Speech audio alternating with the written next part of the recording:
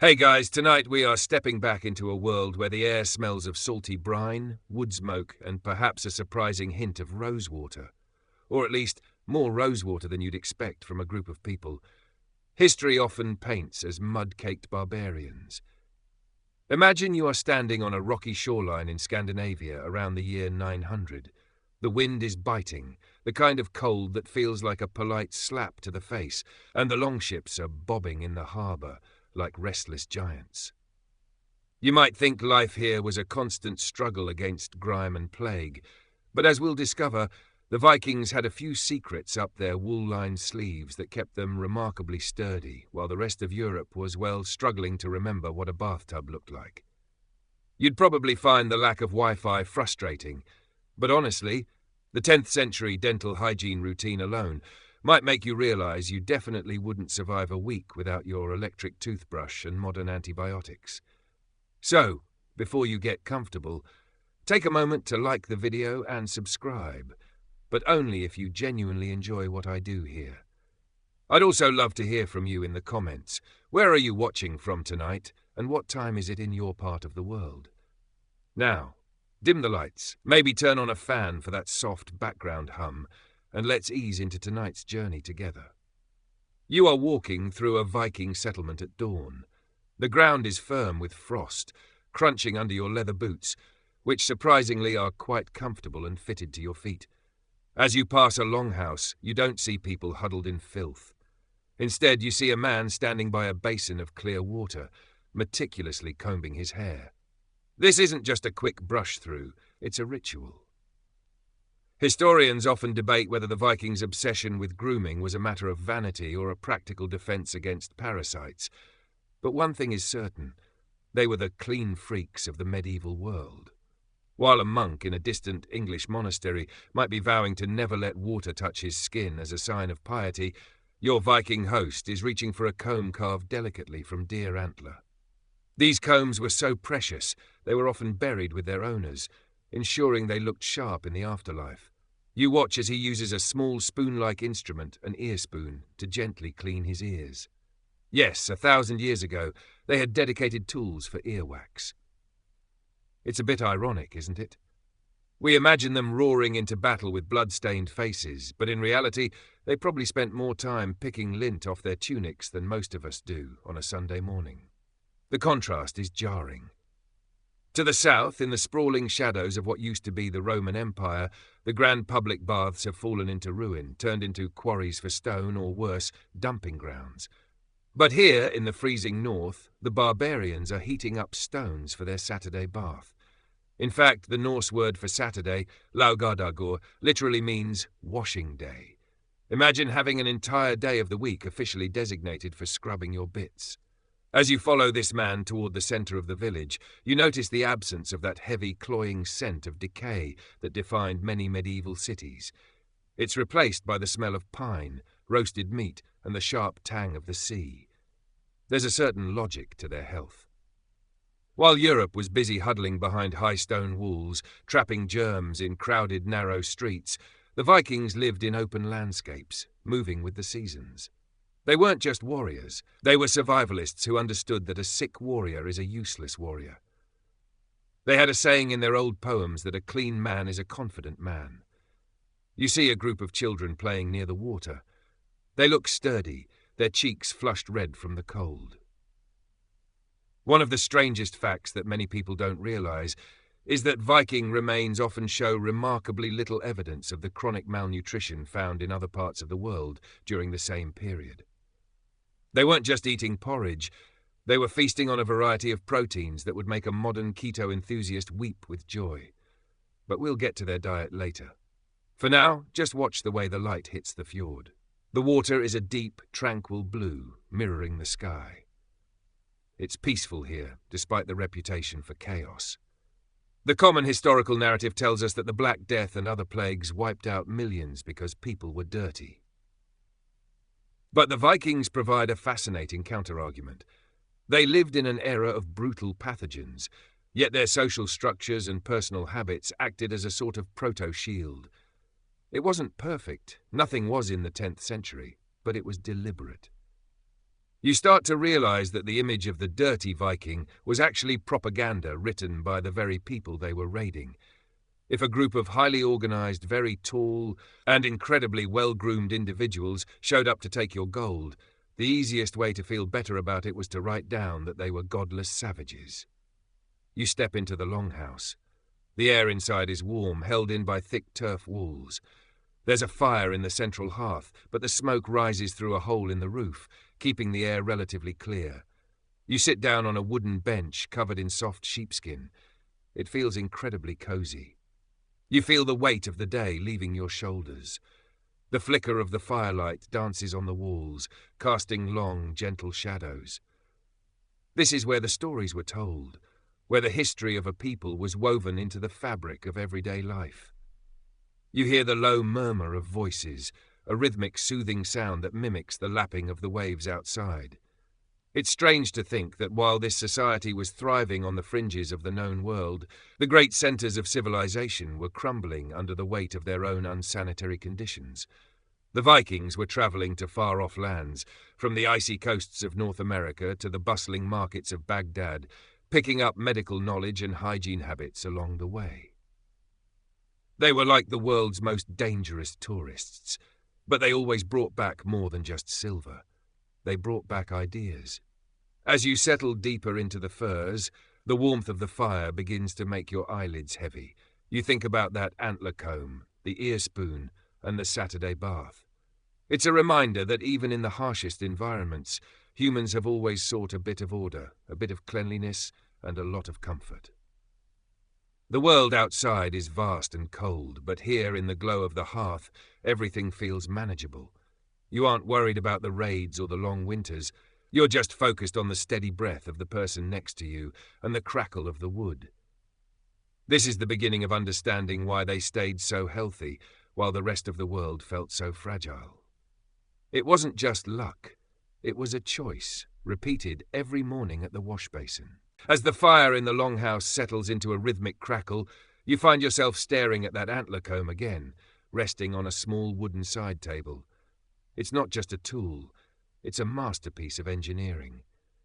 You pick it up, and the bone feels cool and surprisingly smooth against your palm. While the average person in a medieval Parisian alleyway might have gone their entire life without owning a single personal hygiene item, the Vikings considered these combs essential equipment. In fact, if you were a Viking man and you didn't have your comb tucked into a leather pouch at your belt, people would look at you the same way we look at someone walking around with spinach in their teeth or wearing 2 different shoes. It just wasn't done. The precision of these combs was actually a high-tech defense mechanism. The teeth are set so closely together that they act as a literal barrier against lice and fleas, the tiny itchy architects of medieval misery. By spending an hour every evening by the fire, slowly working the comb through their hair and beards, the Vikings weren't just being vain. They were performing a nightly search and destroy mission against the very pests that carried typhus and other nasty surprises. It's funny to imagine a fierce berserker, a man who could supposedly fight a bear, sitting quietly and pouting because he found a knot in his beard. But that was the reality. They took their hair very, very seriously. You run your thumb over the teeth of the comb and notice how sturdy it is. These weren't cheap, disposable plastic things. They were often carved from the antlers of reindeer that had been shed in the spring, making them a sustainable, high-end accessory. Some historians suggest that the Vikings' hair was their most prized possession.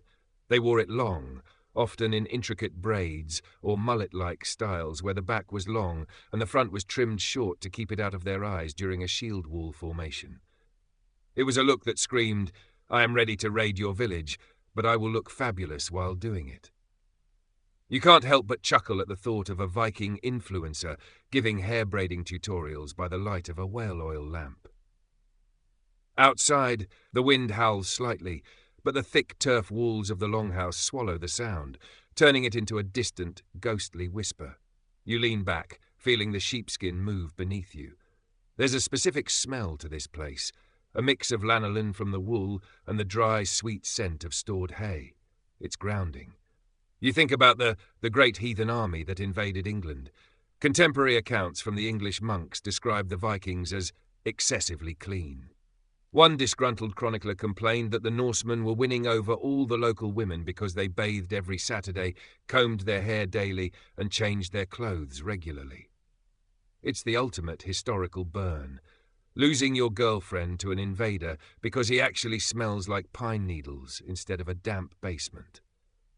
The monks viewed this level of cleanliness with deep suspicion. To much of the Christian world at the time, the body was a vessel of sin, and pampering it with water and combs was seen as a distraction from spiritual purity. But to the Viking mind, the body was a tool, and like any tool, be it an axe or a loom, it had to be kept in peak condition. There is a fascinating theory among some scholars that the Vikings' lack of internal plagues was partially due to this grooming gap. While the rest of Europe was living in close quarters with livestock and rarely changing undergarments, the Vikings were obsessively scrubbing. They even had specialized tweezers and nail cleaners. Imagine a world where your survival depended on how well you could groom yourself with a piece of sharpened bone. You watch the embers of the hearth turn from bright orange to a soft, glowing crimson. Your mind drifts to the logistics of a Viking bath. It wasn't just about a bucket of water. They used lye soap, a potent mixture of wood ash and fats. It was incredibly harsh, but it had a hidden benefit. It was an effective bleach. This is why so many Vikings in historical accounts are described as having strikingly blonde hair and beards. They were essentially chemically bleaching their hair every time they washed, which, as a side effect, was also incredibly toxic to any parasites trying to set up camp on their scalps. It was yanking the welcome mat out from under the feet of the medieval world's deadliest germs. You feel a sense of calm, knowing that in this specific corner of history, people actually valued the feeling of being refreshed. There's something deeply relatable about that. You move your hand to your own hair, almost expecting to find a braid there. The Vikings understood that self-care wasn't a luxury, it was a survival strategy. If you felt good, you performed better. If you were clean, you were less likely to catch the slow rot that took so many in the damp, crowded hovels of the South. It's a gentle irony. The people we call bloodthirsty were the ones most likely to have a dedicated skincare routine. As you sit there in the dimming light, you start to realize that the sickly Middle Ages weren't an inevitability. They were a result of a specific set of choices. The Vikings chose the comb, the soap, and the Saturday soak. They chose to trade for silks and spices that came with knowledge of hygiene from the East. You can almost see the ghosts of these travellers, sitting where you are now, sharing stories of the great marble baths of Constantinople. They would have listened with wide eyes, then gone back to their own wooden tubs, satisfied with their progress. The rhythm of the longhouse is slowing down now. The hushed tones of the few people remaining awake are like a soft blanket. You hear the occasional crack of a cooling stone in the fire. It's the sound of safety. You realize that boring history isn't boring at all. It's just the quiet, domestic side of a legend. It's the sound of a comb clicking against a table and the feeling of clean linen against skin. You let your chin drop toward your chest, the warmth of the room wrapping around you like a heavy cloak. The historians still debate exactly how much these habits contributed to their longevity, but standing here, or rather, sitting here in your mind, it seems obvious. Health isn't just about medicine. It's about the small, repetitive actions of a Tuesday afternoon or a Saturday night. It's about the pride of a well-kept beard and the discipline of a daily ritual. You feel a strange sense of kinship with these ancient people. They weren't so different from us. They wanted to feel comfortable. They wanted to feel clean. And they wanted a good night's sleep, free from the itching and the fever of a world that didn't know better. The fire has settled into a low, pulsing glow, and as you sit in the comfortable silence of the longhouse, your mind wanders to the steam rising from a nearby structure, the bathhouse.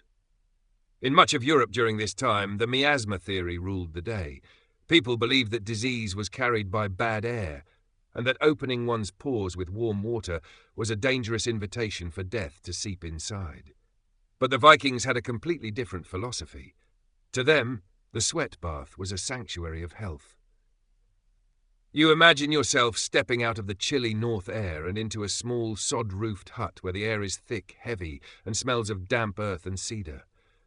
Inside, the heat is intense but wrapping like a physical embrace. Large stones, heated in a fire outside until they glowed like miniature suns, have been brought in and placed in a central pit. You watch as a woman leans forward and splashes a ladle of water over the rocks. The sound, a sharp, aggressive hiss that quickly dissolves into a soft, rolling cloud of steam, is one of the most relaxing sounds in the ancient world. This was the stouffer, the precursor to the modern sauna. While the rest of medieval Europe was developing a layer of pious crust on their skin, the Vikings were literally sweating out the toxins and the stress of a long voyage. There's a beautiful irony in the fact that the heathens were the ones following a path of physical purification. You feel the imaginary steam opening your pores, the tension in your neck and shoulders melting away as the temperature rises. The Vikings would sit here sharing stories in the dark, their voices low and resonant in the humid air. They often used bundles of birch twigs to gently tap their skin, stimulating circulation, a practice that seems more like a modern spa treatment than a barbaric ritual. Some historians argue that these communal baths were the secret to their social cohesion. It's hard to stay angry at someone when you're both sitting in your birthday suits, sweating over a pile of hot rocks. After the heat became almost unbearable, the tradition was to dash out and plunge into the icy waters of a nearby stream or even a snowbank. The shock to the system, the thermal reset, is something modern science now praises for boosting the immune system and increasing white blood cell count. You can almost feel that tingling sensation on your skin, that rush of endorphins that follows a cold plunge. It made them resilient. It made them hardy. While a common cold could turn into a death sentence in the damp, cramped hovels of a medieval village, the Viking's body was a finely tuned machine, accustomed to extreme shifts in temperature and regular deep cleansing. The contrast with the monasteries of the era couldn't be more striking. You think of a monk in Northumbria shivering in a stone cell, believing that the itch of his unwashed hair was a test of faith. To him, the Viking obsession with the stouffer must have looked like sorcery, or at the very least, a strange obsession with the flesh. But who was truly healthier? The skeletons tell the story. Viking remains often show signs of strong bone density and a lack of the telltale markers of chronic skin infections that plagued other populations. They weren't just lucky. They were utilizing a sophisticated understanding of heat and hygiene that had been passed down through generations. You lean back against the wooden slats of the bench, the imaginary steam beginning to fade as the fire in your real room flickers. The Vikings also understood the importance of fresh air. Their longhouses, despite the central fire, were designed with high ceilings and ventilation holes that allowed for a constant exchange of oxygen. They didn't suffer from the same indoor air pollution that killed so many in the tightly sealed, smoke-filled huts of the south. They lived with the elements, rather than trying to hide from them. It was a life of balance, the heat of the bath, the cold of the sea, the smoke of the hearth, and the clarity of the wind. There's a certain humour in the way we've misjudged them for so long. We see the horns on the helmets, which, by the way, they never actually wore, and we assume they were too busy raiding to worry about a skincare routine. But in the quiet moments, in the steam of the stouffer, they were the most advanced people in the room. They knew that water wasn't an enemy. It was a restorer. They knew that a body kept in motion and kept clean was a body that could endure the hardships of the North Atlantic.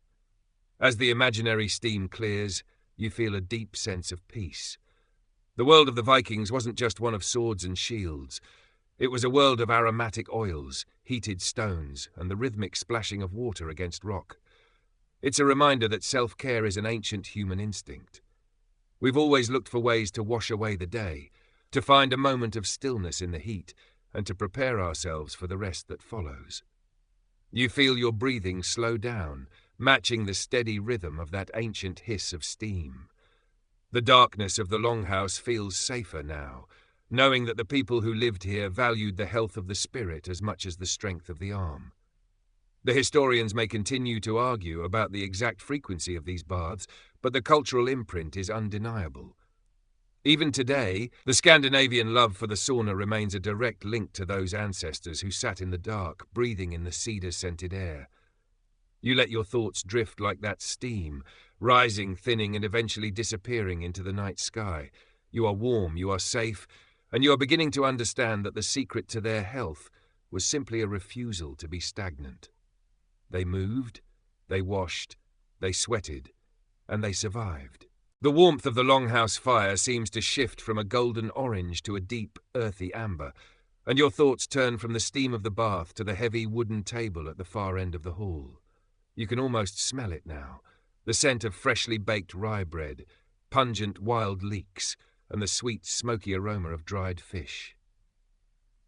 If you were a peasant in Central Europe during a bad harvest, your diet would likely consist of a thin, watery gruel and perhaps a piece of questionable bread that was more sawdust than flour. But here, in the Viking Age, you are looking at what historians might call the original superfood diet. You lean forward in your mind, watching a woman place a large wooden bowl of stew onto the table. It's thick, bubbling, and packed with ingredients that kept these people standing tall, while the rest of the world felt rather small. The Vikings were obsessed with protein, and fortunately for them, the North Atlantic was essentially a giant cold storage pantry. You imagine the taste of fatty salmon, rich in those omega-3s we pay so much for in supplement form today. They ate herring, cod, and seal, providing them with the vitamin D necessary to survive those grueling winters where the sun barely peeks over the horizon for a few hours. While a city dweller in London might be suffering from rickets, a softening of the bones due to lack of sunlight and nutrition, the Viking warrior was biting into a piece of whale blubber or fermented shark. It sounds a bit intense for a midnight snack, sure, but it gave them a skeletal structure that was significantly denser and stronger than their continental neighbours. You'd probably find the smell of fermented shark absolutely terrifying, but for them, it was just Tuesday. As you sit at the edge of the table, you notice a bowl of small tart berries, lingonberries and cloudberries, gathered from the bogs and forests. These weren't just treats, they were lifesavers. These berries are packed with vitamin C, the ultimate defense against scurvy. While sailors in later centuries would lose their teeth and their lives to scurvy on long voyages, the Vikings were packing barrels of these super berries, preserved in their own juices or in honey. It's a bit of a historical mystery why it took the rest of the world so long to catch on to what the Scandinavians knew by instinct. If you eat the bright red things from the bushes, your gums don't turn to mush. Historians still marvel at how rarely scurvy appears in the Norse skeletal record, suggesting their boring gathering habits were actually a sophisticated nutritional strategy. You watch as a piece of sourdough rye bread is passed around. It's dense, dark, and requires some serious chewing. This wasn't the refined white flour of the elite, which was often stripped of all nutrients. This was whole grain, providing a slow release of energy that lasted through a day of rowing or farming. They also had a secret weapon in their dairy, skyr. You've probably seen it in the yogurt aisle of your local grocery store, but the Vikings were making this thick, high-protein cultured dairy over 1,000 years ago. It's packed with probiotics, the good bacteria that keeps the gut healthy and the immune system primed. While Europe was losing millions to digestive ailments caused by contaminated water and poor food preservation, the Vikings were essentially eating a probiotic powerhouse for breakfast. The atmosphere in the room is heavy with the sound of eating, the rhythmic clatter of wooden spoons against bowls and the occasional low grunt of satisfaction. It's a peaceful domestic sound. You feel the weight of a full stomach in your imagination, that pleasant lethargy that comes after a hearty meal. There's no rush here. The Vikings didn't eat on the go, they sat together. This social aspect of dining reduced stress, which we now know is a major factor in heart health. Even their junk food was relatively healthy, dried fruits, nuts and honey-sweetened cakes. They didn't have the refined sugars that cause the inflammatory spikes we deal with today. Their bodies were steady, fueled by the slow burn of the north. You notice a horn filled with mead being passed. Now, we often think of Vikings as being constantly intoxicated, but for the daily meal, they mostly drank small beer or fermented whey called sira. Because it was fermented, it was often safer to drink than the local well water, which could carry all sorts of nasty parasites. The fermentation process killed off many pathogens, acting as a natural liquid shield. It's one of those strange but true facts. Being a moderate drinker in the Middle Ages was actually a health-conscious choice. You can almost feel the slight bubbly tang of the whey on your tongue, cooling and refreshing against the saltiness of the fish. There is a sense of abundance here that feels rare for the time. The Vikings were master foragers, knowing exactly which wild onions to pick and which mushrooms would help with a cough.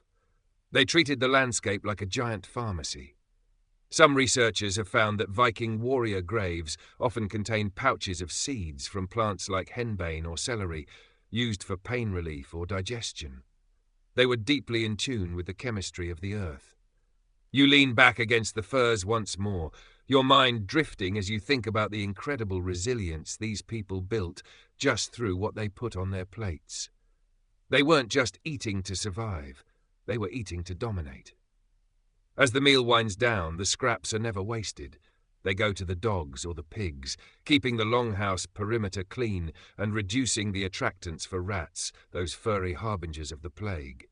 It was a closed-loop system, remarkably efficient and accidentally hygienic. The fire is burning lower now, the smoke drifting lazily toward the ceiling. You feel a deep, primal sense of security. The world outside might be cold and unforgiving, but your body is fueled, your bones are strong, and your gut is protected by the ancient science of fermentation. You let your breath out slowly, feeling the nutrients of the Viking diet, metaphorically knitting your own tired muscles back together. It's funny how we spend so much money today trying to get back to ancestral eating, when the Vikings were doing it simply because it worked.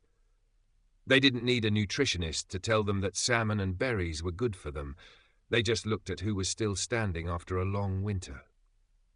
The silence in the longhouse is growing deeper, the only sound being the soft breathing of a community that is well fed and at peace.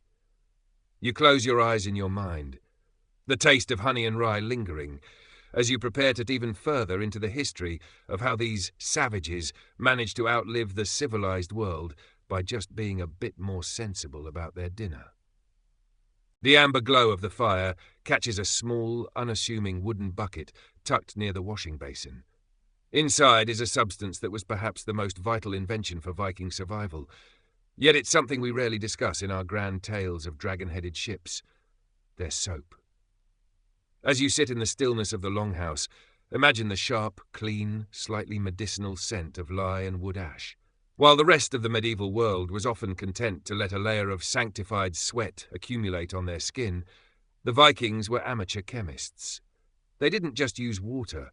They used a soap so powerful it acted as a literal scorched earth policy for any bacteria or parasite daring enough to try and make a home on a Norseman. You watch in your mind's eye as a woman prepares a fresh batch. It's a slow, rhythmic process. She takes the white ash from the very hearth you're sitting by, specifically hardwood ash, and mixes it with animal fat and water. The result is a high pH lye soap. It was harsh, yes, it would make a modern dermatologist faint, but for a Viking it was perfection. This soap was so strong that it didn't just lift dirt. It acted as a chemical bleach. This is why, when you see those historical accounts of Vikings with hair as white as the Arctic snow, it wasn't always natural. They were deliberately bleaching their hair and beards with this lye soap. Why? Because the high alkalinity was a death sentence for head lice. While Europe was scratching its way through the Dark Ages, the Vikings were walking around with chemically treated, lice-free platinum blonde manes. It's the kind of high-stakes beauty routine that makes you glad for your gentle, pH-balanced body wash. You feel the phantom sensation of that soap. It's slippery, heavy, and leaves the skin feeling strangely, squeaky clean. Historians still marvel at the sheer quantity of soap-making remnants found in Viking settlements compared to contemporary sites in Saxon England or Frankish Gaul. It suggests that soap wasn't a luxury for the elite, it was a household staple. There's a certain dry humour in the fact that these gritty warriors were probably the most chemically cleansed people on the continent. They understood, perhaps instinctively, that staying clean wasn't about looking pretty for the neighbours. It was about preventing the itch that could drive a man mad on a long sea voyage. Imagine being trapped on a ship for 3 weeks with 40 men who haven't discovered soap. The Vikings simply refused to live that way. The room is silent now, save for the occasional soft pop of a spark in the hearth. You think about the purity of this lifestyle. The Vikings used what they had, fire, fat, and water, to create a barrier between themselves and the invisible world of disease. There's a fascinating theory that this constant use of lye soap helped reduce the incidence of skin-borne infections that often led to sepsis in the Middle Ages. A small scratch from a sword or a fishhook could be a death sentence if your skin was caked in filth. But a Viking, fresh from his Saturday scrub with lye soap, had a much better chance of his wounds healing cleanly. They were accidentally practicing antiseptic medicine centuries before the world knew what a germ was. You lean your head back against the wall, the smell of the wood ash and the soap blending into a comforting sterile aroma. It's the smell of a people who took control of their environment. They didn't just accept the grime of the world. They fought it with the same intensity they brought to the battlefield. You can almost feel the tension leaving your skin, as if that imaginary lye soap is stripping away the modern stresses of your day. It's a clean slate, literally and figuratively. The Vikings were obsessed with the idea of whiteness and brightness as a sign of health, and their soap was the tool that got them there. As you drift deeper into this thought, you realize that the boring history of soap is actually the secret history of how they conquered the North. It's hard to build an empire when you're plagued by skin rot and typhus-bearing lice. By mastering the chemistry of the hearth, they ensured their warriors were healthy, their children were sturdy, and their homes were remarkably free of the pests that defined the era. It's a quiet, domestic victory. You hear the soft rustle of someone moving a wool blanket in the corner of the room, a gentle reminder that life here was lived in layers of care and preparation. The fire is a low, humming presence now, its light reflecting off the smooth surface of the wooden soap bucket. You feel a sense of profound relaxation, knowing that even in the year 900 there were people who valued the feeling of a scrubbed face and a clean tunic. It makes the world feel smaller, more connected. You don't need a lab coat scientist to tell you that washing feels good. You just need the ancient wisdom of the ash and the fat. You let your eyelids flutter shut, the scent of the lye soap lingering like a protective charm, keeping the shadows of the night at bay. You are safe, you are clean, and you are tucked away in a corner of time where the greatest weapon against the darkness wasn't always a sword. Sometimes it was just a very well-made piece of soap. The historians might call it a mundane detail, but as you breathe in the cool, filtered air of the longhouse, you know better. It was the foundation of everything. You let yourself sink further into the sheepskins, the rhythmic silence of the Viking night finally pulling you toward a deep, undisturbed sleep. As you lie there, the rhythmic crackle of the hearth fire begins to sound like the steady pulse of a heartbeat, and your mind drifts from the physical cleansing of soap to the deeper, more mysterious world of Viking medicine. In the corner of the longhouse, you notice a collection of dried bundles hanging from the rafters, dark greens, muted purples, and earthy browns. This was the pharmacy of the North, and it was managed not by white-cloaked doctors, but by the wise women, or Lacnir. While medieval doctors in the South were often busy trying to balance humours by bleeding people with leeches until they fainted, the Vikings were practicing a form of herbalism that was shockingly practical and rooted in the chemistry of the forest. You imagine one of these healers sitting by your side, her hands stained with the juices of pressed herbs. She isn't chanting incantations to scare away demons. She is brewing a tea from willow bark to soothe a headache. This is one of those strange but true facts that bridges the gap between ancient legend and modern science. Willow bark contains salicin, which is the natural precursor to aspirin. So while a monk in a cathedral might be praying for a fever to break, a Viking was simply drinking a bitter, woody tea that chemically reduced his inflammation. They had discovered the boring secret to pain management centuries before the first aspirin pill was ever pressed. You can almost feel the phantom coolness of that tea sliding down your throat, easing the phantom aches of a long day. The silence of the room is broken only by the soft rustle of the hanging herbs as a draught catches them. You see a bundle of yarrow, a plant known as the soldier's woundwort. The Vikings knew that if you mashed this plant into a paste and applied it to a cut, the bleeding would stop almost instantly. Modern science confirms that yarrow contains alkaloids that promote blood clotting. It's a bit humbling, isn't it? We think of them as reckless berserkers, but they were meticulous about their first aid. They even had a test for deep abdominal wounds that sounds like something out of a quirky cooking show, yet was brilliantly diagnostic. They would feed the wounded warrior a strong soup made of onions and leeks. If, after a few minutes, they could smell the onions through the wound, they knew the stomach or bowel had been pierced, and the case was terminal. It was a grim but incredibly efficient way to triage in a world without X-rays. You feel a deep sense of calm as you realize that these people weren't just surviving, they were observing. They noticed which mosses stayed green longest and used them for their antiseptic properties. They used sphagnum moss, which is naturally acidic and inhibits the growth of bacteria, to dress wounds. During World War I, nearly a millennium later, surgeons would rediscover this Viking trick when cotton ran low. Historians still debate whether the Vikings understood the concept of infection or if they just viewed it as a hidden rot, but the result was the same. Their survival rate for battle injuries was statistically higher than many of Europe's more civilized armies. You can almost feel the soft, springy texture of that moss against your skin, a cool and sterile bandage from the earth itself. The longhouse is getting darker now, the shadows stretching like long, velvet fingers across the floor. You think about the lesser celandine they used for scurvy, and the St. John's wort they used to lift the spirits during the long, depressing months of the polar night. They treated the mind and the body as a single unit. There's a certain dry humour in imagining a gruff Viking captain telling his crew to eat their weeds so they don't get grumpy during the voyage. But that's essentially what was happening. They were the masters of preventative care. While a plague in a crowded southern city was seen as a divine punishment, a Viking healer looked at it as a problem of the unbalanced forest. You watch the way the smoke from the hearth curls around the bundles of dried mugwort.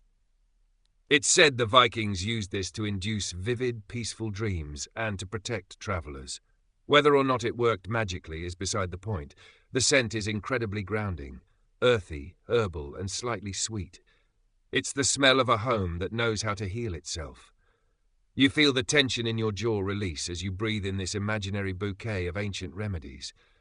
There is no urgency here, no fear of the unknown. The forest has provided the answers, and the wise woman has organized them into neat, hanging bundles. As you settle deeper into your sheepskins, the image of the healer fades, leaving only the comforting knowledge of her craft. The Vikings were resilient because they didn't wait for miracles. They looked at the dirt, the bark, and the leaves. They were the original biohackers, using the chemistry of the north to keep their blood flowing and their fevers down.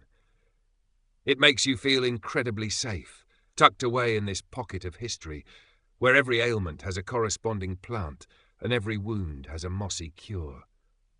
You let your breath out in a long, slow sigh, the wisdom of the herbs wrapping around your consciousness like a warm, medicinal blanket. The world of the Vikings was one of sharp swords, yes, but it was also a world of soft moss, willow tea, and the quiet, steady observation of nature. You are no longer a traveller in a dangerous time. You are a guest in a well-managed sanctuary. You feel the heavy, pleasant pull of sleep, confident that even in the darkness of the 10th century there was a light held by those who knew the secrets of the green world.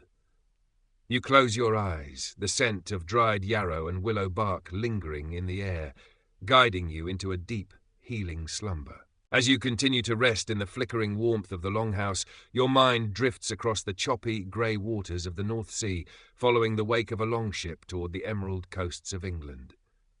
Imagine the scene. It's the year 865, and the great heathen army has just waded ashore. But this isn't a scene of immediate carnage. Instead, it's a moment of profound cultural confusion. You are watching from the tall grass as a group of local Saxons stares in bewilderment at these newcomers. The Saxons expect monsters, but what they see are men who are, quite frankly, infuriatingly well groomed. There is a famous historical account from a disgruntled English monk who noted that the Vikings were too successful with the local women. Why? Because they bathed every Saturday, changed their tunics frequently, and spent an inordinate amount of time brushing their hair. You can't help but smile at the thought of a Viking warrior accidentally conquering a kingdom simply by smelling better than the local nobility. To the Anglo-Saxons of the time, excessive washing was often viewed with a side-eye of religious suspicion. St. Augustine had once suggested that bathing should be a rare indulgence, perhaps only once a month, unless one was ill. So, when the Vikings arrived with their Saturday bath ritual, it was seen by the locals as a form of strange, seductive magic.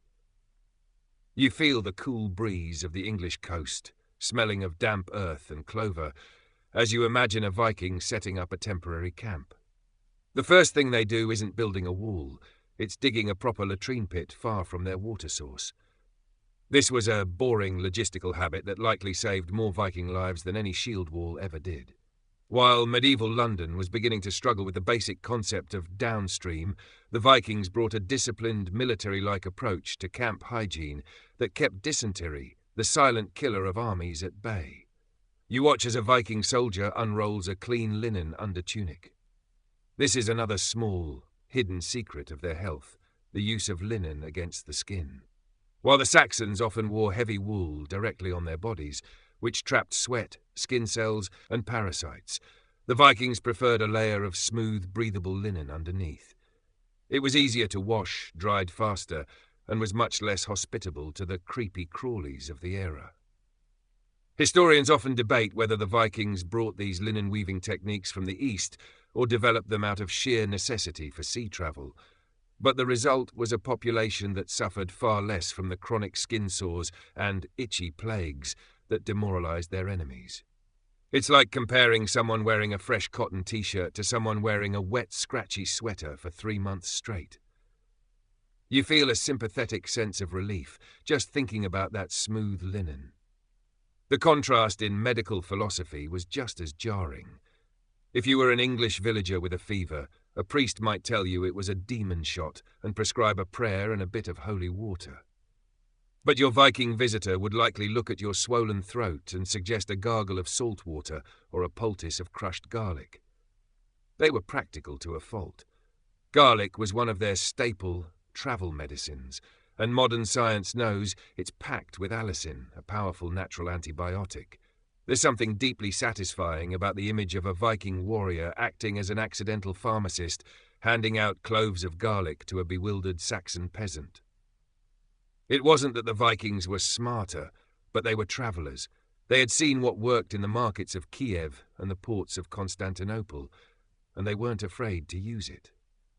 You lean back against a mossy rock in your mind, the sound of the English sheep in the distance blending with the rhythmic thwack of a Viking axe splitting firewood. There's no tension in this scene, only the slow, steady process of two cultures bumping into each other.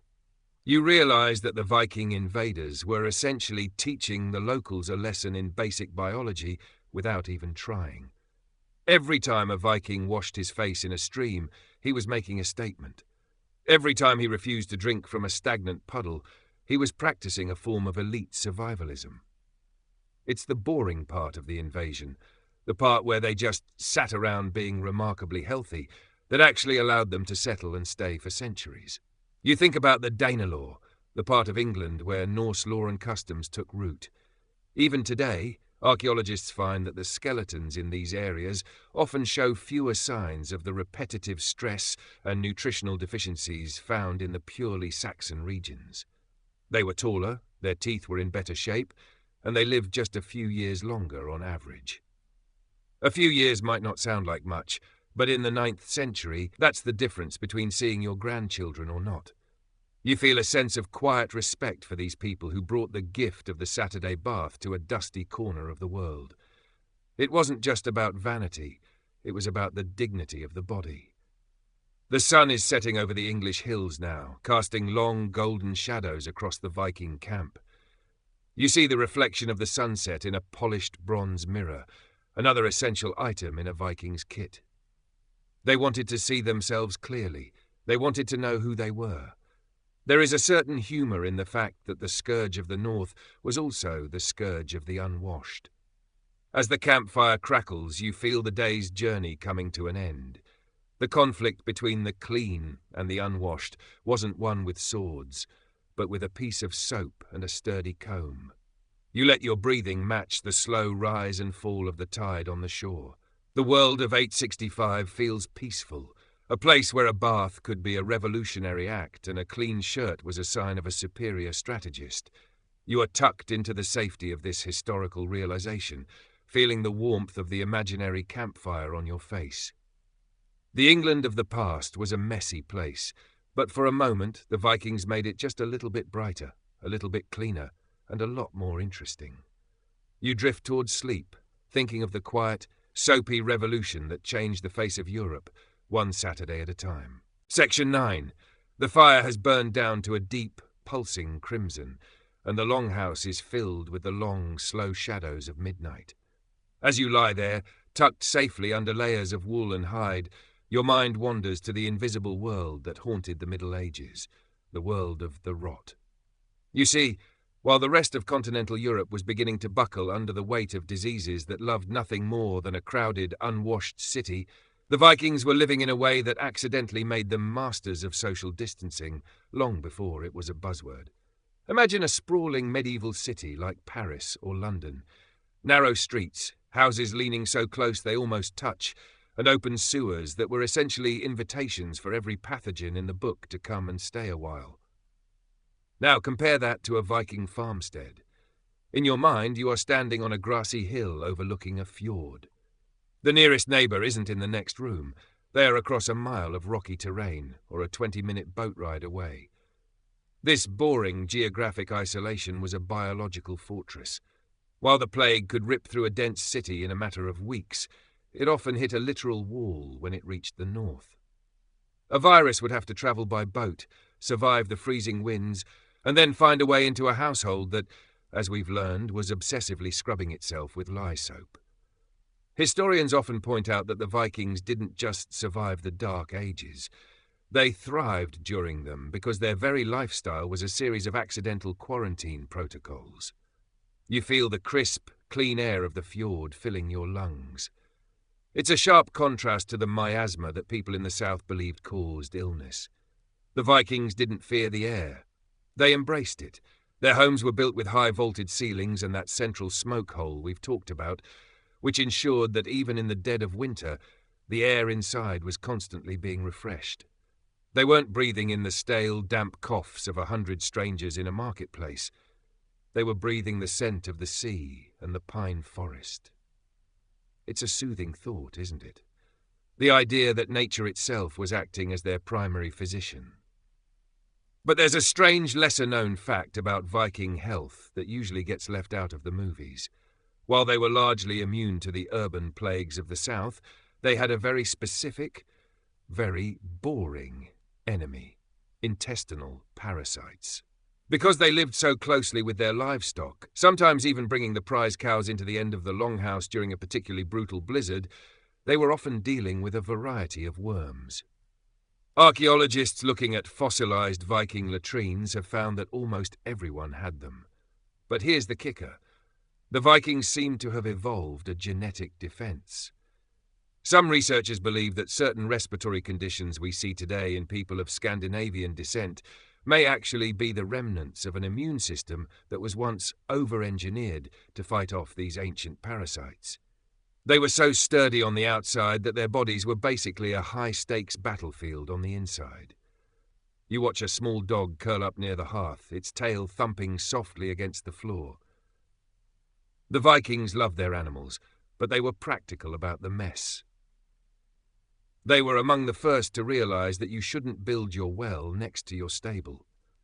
It sounds like common sense to us, but in the year 800, that was revolutionary engineering. By keeping their water sources uphill from their waste, they avoided the cholera and dysentery that decimated entire armies in the south. They were the accidental fathers of public health, simply because they liked their water to taste like water and not well. You get the idea. The silence of the longhouse is heavy and comforting. You feel a sense of profound safety in this isolation. The Vikings weren't lonely, they were protected. Every farm was its own kingdom, its own self-contained biological unit. When a traveller arrived, they were welcomed, but they were also given a Saturday bath and a fresh tunic, essentially a decontamination ritual disguised as hospitality. You can't help but admire the quiet, rhythmic logic of it all. They weren't trying to change the world, they were just trying to keep their own little corner of it clean and quiet. As you drift closer to sleep, you think about the Great Plague that would eventually ravage Europe centuries later. The Vikings had already laid the groundwork for survival by valuing space, air, and clean water. You feel the cool draft from the ventilation hole above, a gentle reminder that the world is vast and that there is plenty of room to breathe. The bad air of the south can't reach you here. You are tucked away in the north, surrounded by miles of cold, dark, cleansing ocean and the sturdy walls of a home that knows how to keep the world at bay. The darkness is absolute now, save for the tiniest glimmer of a dying coal. You are breathing slowly, deeply, letting the peace of the fjord settle into your bones. The invisible enemies of the medieval world have no power here. You are a guest in a place of resilience, a place where health was found in the distance between houses and the clarity of the mountain stream. You let your mind go blank, the boric history of sewage and spacing acting as a final soothing lullaby. The fire is now a faint, rhythmic pulse, like the breathing of the house itself. As you sink deeper into your bed of furs, you begin to think about the unseen side of Viking architecture. Not the grand pillars or the intricate carvings, but the way they managed the most basic of human needs, the bathroom. While the grand cities of continental Europe were beginning to choke on their own waste, creating a literal breeding ground for the lost millions mentioned in history books, the Vikings were practicing a form of boring but brilliant town planning. If you were to walk through a Viking settlement like Hedeby or York, known to them as Jorvik, you would find a surprisingly organized system of deep, timber-lined pits and drainage ditches. You imagine the cool, damp earth beneath the floorboards. The Vikings understood that if you didn't manage what went down, you wouldn't survive long to see what came up. In Jorvik, archaeologists have discovered that the Vikings built their latrines at the very back of their long, narrow plots, as far from the living quarters and the communal wells as possible. It seems so simple, doesn't it? But at a time when many people in the world were just tossing buckets out of windows, this was high-level public health. You can almost feel the organized, disciplined spirit of a people who realized that clean was a collective effort. They even used toilet paper in the form of moss, scrap wool, or large leaves, nature's softest solutions for the most mundane tasks. Historians still marvel at the discovery of a fossilized Viking cesspit in York, which provided a literal goldmine of information about their daily health. While it confirmed the presence of those pesky intestinal parasites we talked about, it also showed that they were eating an incredibly diverse diet of seeds, nuts, and fruits. They were regular in a way that would make a modern nutritionist proud. There is a certain dry humor in the fact that we know more about a Viking's health from what they left behind in a pit than from what they wrote in their sagas. They were a people who didn't just build ships to explore the world. They built systems to ensure they could live in it without falling prey to the filth fevers that ravaged the south. You feel the silence of the longhouse wrapping around you like a protective layer. There's a strange comfort in knowing that even 1,000 years ago, people were solving the same problems we face today: how to keep our space clean, how to protect our water, and how to live together without getting sick. The Vikings weren't just warriors, they were engineers of the everyday. They dug the ditches, they lined the pits with sturdy oak, and they kept the rot at a distance. You can almost hear the soft, distant trickle of a drainage ditch carrying rainwater away from the house, a soothing, repetitive sound that signals safety and order. As you drift closer to the edge of sleep, the image of the well-planned Viking town fades, replaced by a sense of deep structural security. You aren't just lying in a hut, you are lying in a masterpiece of survival. Every timber, every ditch, and every stone was placed with the intention of keeping life going. The boring history of plumbing is actually the history of why they were still there to tell their stories when the spring thaw came. You breathe in the cool air, knowing that the ground beneath you is solid, the water is pure, and the world is exactly as it should be. The darkness is heavy now, a soft weight on your eyelids. You are moving beyond the details of the past and into the quiet of the present. The Vikings knew that a good life started with a clean home. And as you settle into your own version of that ancient peace, you feel the tension of the modern world draining away, leaving only the steady, calm rhythm of your own breath. You are safe. You are protected by the wisdom of the ages, and you are ready to let go. The fire is now a faint, rhythmic pulse, like the breathing of the house itself. As you sink deeper into your bed of furs, you begin to think about the unseen side of Viking architecture. Not the grand pillars or the intricate carvings, but the way they managed the most basic of human needs, the bathroom. While the grand cities of continental Europe were beginning to choke on their own waste, creating a literal breeding ground for the lost millions mentioned in history books, the Vikings were practicing a form of boring but brilliant town planning.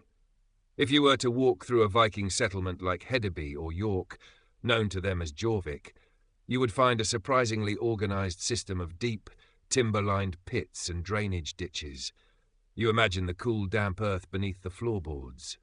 The Vikings understood that if you didn't manage what went down, you wouldn't survive long to see what came up. In Jorvik, archaeologists have discovered that the Vikings built their latrines at the very back of their long, narrow plots, as far from the living quarters and the communal wells as possible. It seems so simple, doesn't it? But at a time when many people in the world were just tossing buckets out of windows, this was high-level public health. You can almost feel the organized, disciplined spirit of a people who realized that clean was a collective effort. They even used toilet paper in the form of moss, scrap wool, or large leaves, nature's softest solutions for the most mundane tasks. Historians still marvel at the discovery of a fossilized Viking cesspit in York, which provided a literal goldmine of information about their daily health.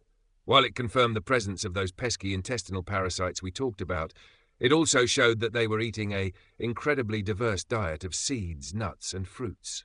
They were regular in a way that would make a modern nutritionist proud. There is a certain dry humor in the fact that we know more about a Viking's health from what they left behind in a pit than from what they wrote in their sagas. They were a people who didn't just build ships to explore the world. They built systems to ensure they could live in it without falling prey to the filth fevers that ravaged the south. You feel the silence of the longhouse wrapping around you like a protective layer.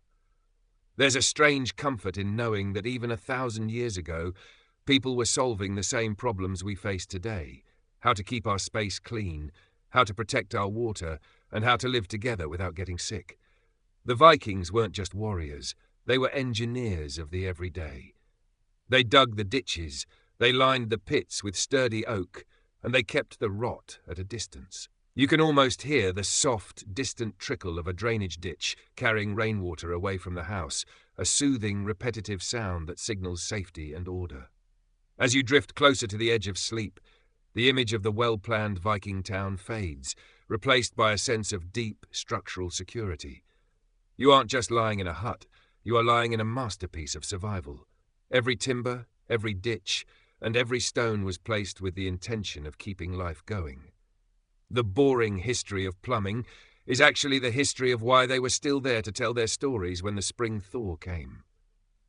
You breathe in the cool air, knowing that the ground beneath you is solid, the water is pure, and the world is exactly as it should be. The darkness is heavy now, a soft weight on your eyelids. You are moving beyond the details of the past and into the quiet of the present. The Vikings knew that a good life started with a clean home, and as you settle into your own version of that ancient peace, you feel the tension of the modern world draining away, leaving only the steady, calm rhythm of your own breath. You are safe, you are protected by the wisdom of the ages, and you are ready to let go. As you rest in the deepening quiet of the longhouse, the fire now a mere collection of glowing embers, you might wonder how these people maintained such immense physical strength. It wasn't just about the soap or the salmon, it was about the way they used their bodies in the vast open theatre of the north. While the average medieval serf in the south was often hunched over a short hoe in a muddy field, their physical growth stunted by repetitive crushing labour, the Viking was an athlete of necessity. In your mind, imagine the wide, snow-covered plains of Scandinavia under a pale winter sun. You aren't seeing a group of people huddled inside to avoid the cold. You are seeing them embrace it. The Vikings were obsessed with idrottir, a word that translates roughly to sports or accomplishments. But to them, it was a way of life. You can almost feel the cold, crisp air hitting your lungs as you imagine a young Norseman strapping on a pair of primitive skis made of pine wood and leather. They didn't just ski for fun. They skied to hunt, to travel, and to keep their hearts strong. Historians often debate whether the Vikings actually worshipped a god of skiing, Ul, as a way to sanctify their exercise, which is a pretty great excuse to get your cardio in. Imagine telling your boss you can't come to work because you're busy worshipping the god of the treadmill. This constant movement in the cold did something fascinating to their physiology. They developed a high metabolic resilience. While Europe was suffering from the sluggishness that comes with living in damp, unventilated quarters, the Vikings were out in the elements, their blood pumping, their muscles constantly adapting to the uneven terrain of the fjords. You feel a sense of vicarious strength as you imagine the rhythmic pull of an oar. Rowing a longship wasn't just a chore. It was a full-body workout that built the dense bone structure and powerful shoulders that made them so imposing in battle. Every stroke of the oar was a deliberate act of health, a rejection of the stagnation that claimed so many lives in the more sedentary parts of the world. There's a charming, slightly humorous side to this physical culture too. They loved wrestling, glima, and games of strength that involved lifting massive stones. You see a group of men by the shore, laughing as they challenge each other to carry a boulder from one point to another. It wasn't about ego, it was about ensuring that every member of the community was fit for purpose. Even the women participated in vigorous physical activity, managing large farmsteads and performing the heavy labour of weaving and food preservation, which kept their bone density significantly higher than that of their continental counterparts. Historians have noted that Viking women often had the skeletal strength of modern professional athletes. You feel the stillness of the room again, a sharp contrast to the imagined activity on the snow. This culture of movement meant that the lifestyle diseases of the modern world, and even the chronic joint decay seen in other medieval populations, were less prevalent here. They were supple, they were active, and they moved with a grace that surprised the English and the Franks. You can almost hear the rhythmic swish-swish of skis on fresh powder, a sound so repetitive and clean that it acts as a mental broom, sweeping away the clutter of your thoughts. As you settle deeper into the dark, you realize that the Vikings knew a fundamental truth we often forget. The body is meant to be used. They didn't work out in the modern sense. They just lived with intensity. And when the day was done and the skis were leaned against the wall, the sleep they found was deeper and more restorative because it had been earned through the cold and the wind. You let your own limbs feel heavy now, mimicking that post-exercise exhaustion. Your muscles feel loose, your breathing is rhythmic and slow, and the world of the idrottir fades into a soft, blurry memory of white snow and blue ice. You are safe in the warmth of the longhouse, protected by the legacy of a people who saw the winter not as a prison, but as a playground. The strength they built in the mountains is the same strength that keeps this house standing. You let your consciousness drift, following the path of a lone skier gliding silently across a moonlit valley, farther and farther away, until there is nothing left but the silence of the falling snow. The hearth is now a collection of dark, sleeping stones, but the moon has risen, casting a silvery blue light through the smoke hole that illuminates the small glinting objects scattered across a nearby workbench. In the stillness, your eyes rest on the jewellery, not the heavy gold crowns of the south, but practical, everyday ornaments. You might think of jewellery as a sign of vanity, but for a Viking, a brooch or a ring was often a sophisticated, wearable toolkit for personal hygiene. Imagine a woman's tortoise brooches, those large oval bronze fasteners that held her apron dressed together. Hanging from them on delicate chains weren't just decorative charms, but a miniature arsenal of cleanliness, a tiny pair of silver tweezers, a precision nail cleaner, and an ear spoon. You can almost feel the weight of those silver tools in your hand, cool, smooth, and incredibly purposeful. While a princess in a distant Frankish court might have been draped in heavy gems while hiding a layer of dirt beneath her silk, a Viking woman carried her grooming kit where everyone could see it. It was a status symbol. To be wealthy enough to own silver tweezers meant you were someone who had the time and the discipline to maintain your body. Historians often debate if these hygiene sets were purely functional or if they served as a protective amulet, a way to keep the demons of decay away through the act of preening. Either way, the result was a society where everyone, from the farmer to the jarl, was equipped to handle a splinter or a hangnail before it could turn into a nasty infection. In the quiet of the night, you can almost hear the soft musical clink of those silver tools hitting each other as a woman moves through the house. It's a rhythmic, comforting sound of domesticity. The ear spoons, in particular, are a fascinating detail. They are tiny, elegantly curved spoons designed to safely remove wax, a level of specific care that most of Europe wouldn't see again for centuries. You realize that for the Vikings, the body was a piece of art that required constant, meticulous maintenance. They didn't just wash, they detailed themselves. You feel a sense of relief, a phantom cleanliness, as you imagine the precision of those silver tweezers at work. There's a quirky, lighter side to this, too. Archaeologists have found that Viking warrior graves often contain more tweezers than arrowheads. It's a hilarious image, a group of battle-hardened raiders sitting around a campfire, not just sharpening their swords, but carefully plucking their eyebrows and cleaning their fingernails. They knew that a small infection under a fingernail could make it impossible to grip a shield, so they treated their hands with the same reverence a modern musician might. You can't help but smile at the thought of a Viking beauty bar happening in the middle of a military campaign. As you lie there, the moonlight shifting across the room, you feel the tension leave your own hands. Your fingers feel light, your skin feels clear. The Vikings understood that beauty and health were two sides of the same silver coin. By making their hygiene tools beautiful, they ensured they were never forgotten. They wore their health on their sleeves, or rather, on their chests. You feel a deep, quiet respect for this integration of art and science. It wasn't boring to them. It was the very fabric of their identity. The room is silent now, the glint of the silver tools fading as a cloud passes over the moon. You are breathing slowly, feeling the weight of the day's journey fully settled. The image of the groomed warrior is your final thought, a man who was as comfortable with a nail cleaner as he was with an axe. You let your mind drift away from the silver and the bronze, focusing on the soft, steady rhythm of the north. You are safe, you are cared for, and you are tucked into a history where even the smallest ornament had the power to protect a life. The moonlight now stretches in a long, pale ribbon across the floorboards, and as you watch the dust motes dance in the chill air, your thoughts turn to the ultimate test of Viking resilience, the Great Winter.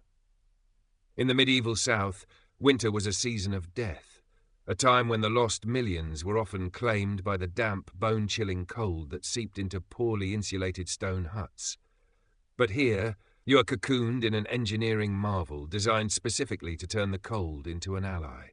You feel the immense thickness of the walls, layers of turf and stone nearly 3 feet wide, which act as a thermal battery, holding on to the heat of the hearth long after the flames have died down. The Vikings had a boring but life-saving secret for surviving the darkness, the art of hibernation without sleep.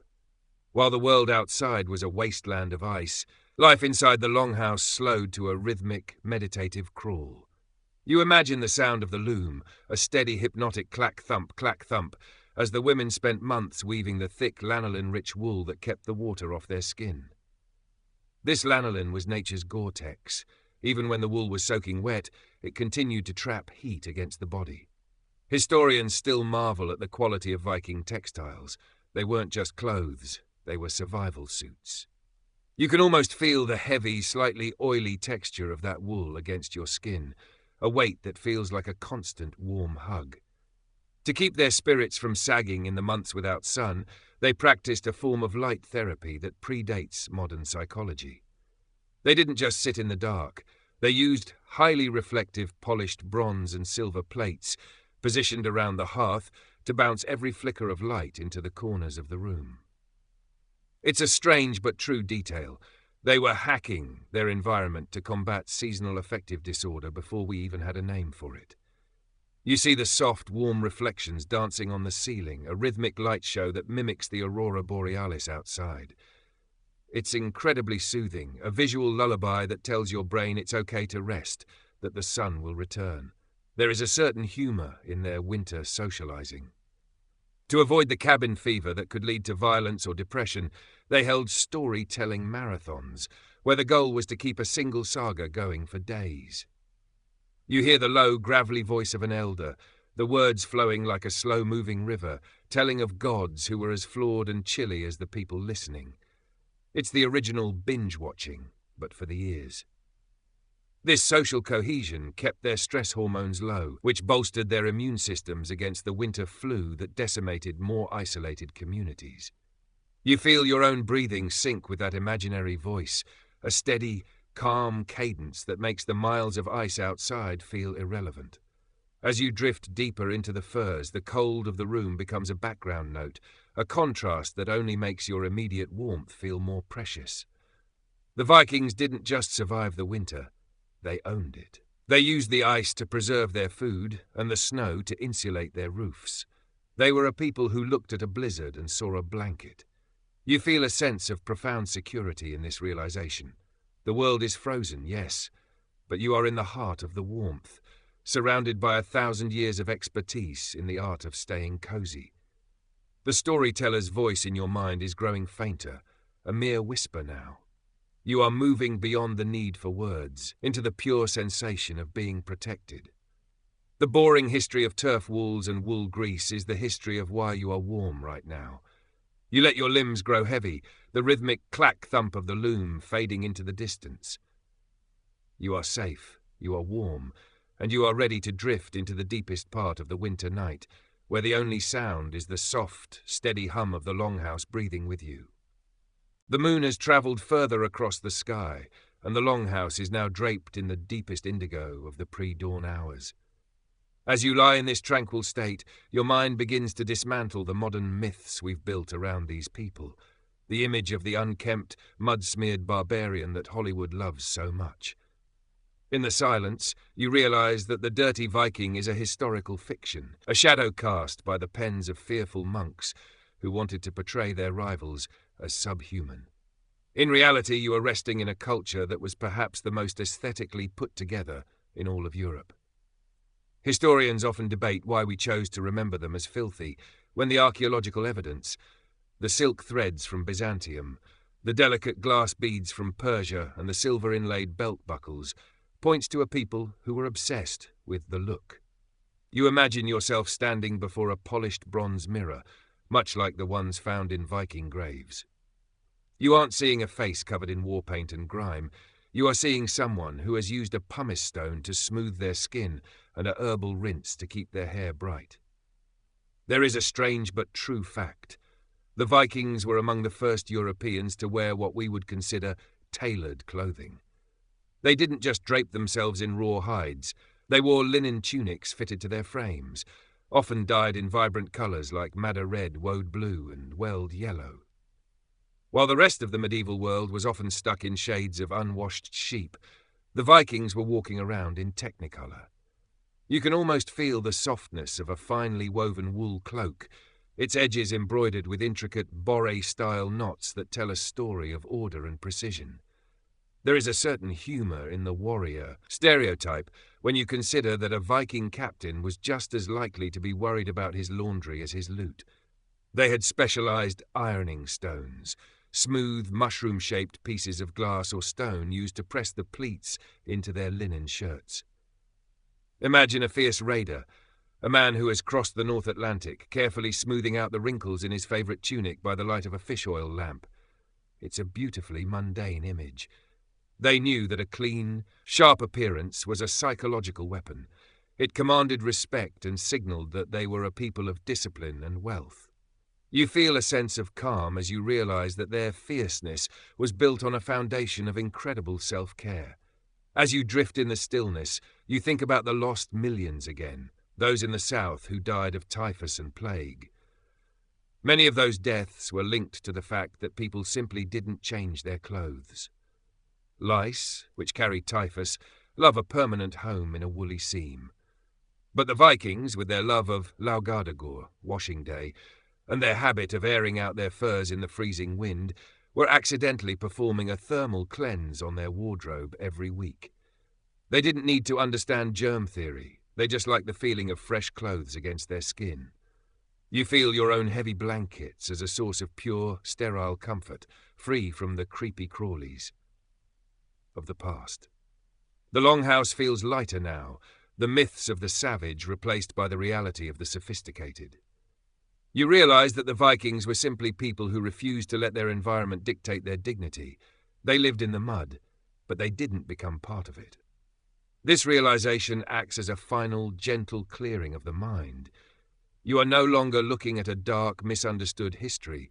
You are looking at a community that valued the bright, the clean, and the orderly. You let your breath out slowly, the weight of these historical misconceptions lifting away, leaving you in a state of pure, uncomplicated peace. The silence is absolute. You are tucked away in the truth, surrounded by the ghosts of a people who were far more like us than we ever dared to imagine. They liked to look good, they liked to feel clean, and they liked to sleep soundly in a home that was well kept. You let your mind settle into that shared human desire, the boring reality of the well-dressed Viking acting as a soothing balm for your thoughts. You are drifting now, the technicolor threads of their world blurring into a soft, monochromatic quiet. The first hint of a pre-dawn light, a faint and ghostly grey, begins to touch the smoke hole high above, but here in the heart of the longhouse, the world remains wrapped in a soft, impenetrable velvet. As we reach the final stage of our journey, you find yourself reflecting on the incredible journey these clean survivors took through history. The Vikings didn't possess magic, and they didn't have the technology of the future, but they had a profound, quiet wisdom. They knew that to conquer the world, you first had to master yourself. You think about the lost millions in the south, whose lives were cut short by the chaos of unmanaged cities, and then you look at the Viking, still standing, still combing his hair, still waiting for the sun. Historians often debate what truly ended the Viking Age. Was it the spread of Christianity, the change in climate, or the centralization of kings? But perhaps, in a boring and beautiful way, they simply succeeded so well that they blended into the world they helped clean up.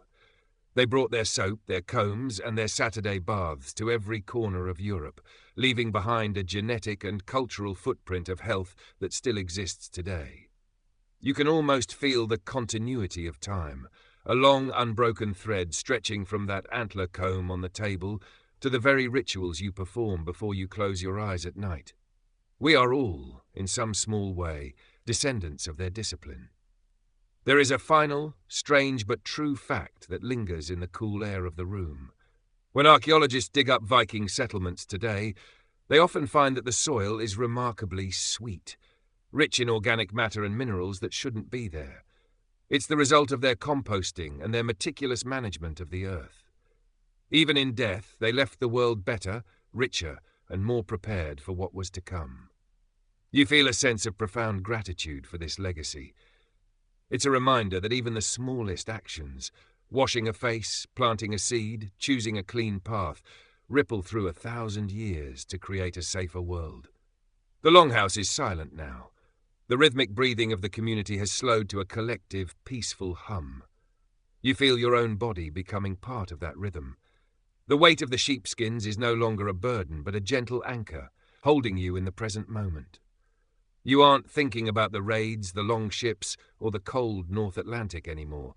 You are only thinking about the warmth, the safety, and the deep, earned rest that follows a life lived with intention. The boring history has done its work.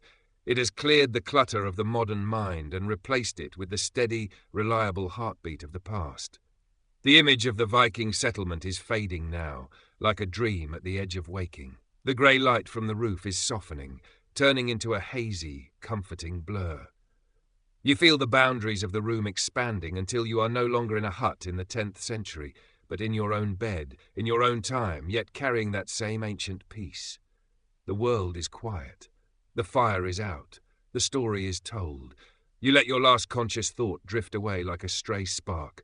There is nothing left to do, nothing left to learn, and nowhere else to go. You are exactly where you need to be. The ghosts of the North are gone, leaving behind only their warmth and their strength to guard your sleep. The air is cool and still. Your breath is a slow, steady tide. You are sinking, drifting, falling into the softest, deepest part of the night.